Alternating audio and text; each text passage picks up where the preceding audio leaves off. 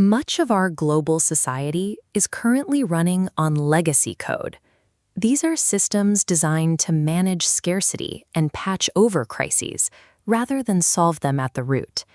This design flaw traps ordinary people in a loop of reactive costs.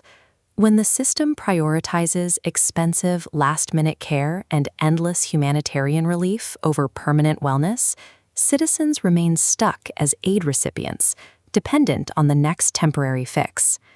Traditional diplomacy often functions as a component of this broken machine.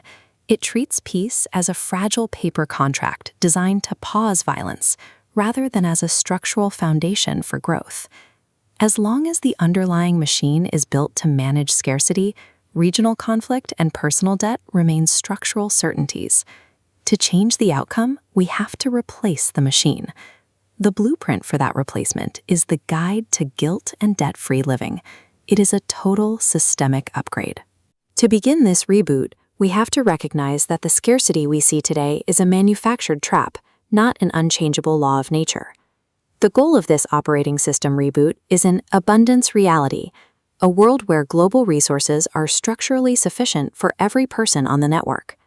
Escaping the scarcity trap requires us to move past managing symptoms. We must reprogram the economic incentives of both individuals and nations to favor long-term stability. This new operating system is built on a simple behavioral axiom: people protect what pays them. Activating this logic starts with an ethical BIOS we call the guilt-free standard. 3 escalating rules govern the entire network. Do no harm, help if you can, and if you are ever unsure, ask the system's predictive engine for the path of least resistance. This framework replaces unpredictable aid with covenantal accountability.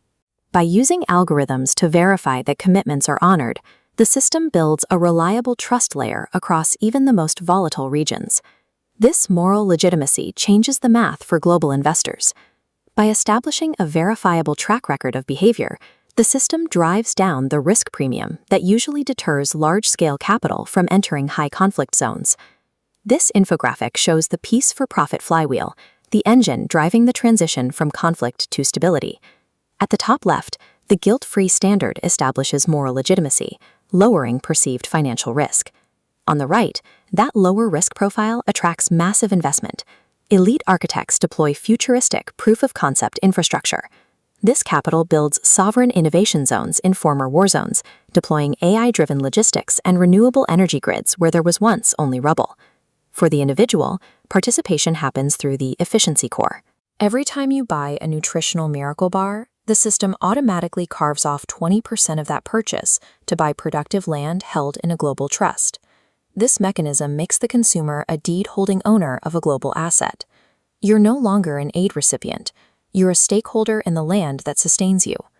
When residents own a piece of the high-tech supply chains and physical land in their own communities, protecting the peace becomes a matter of protecting their own wealth.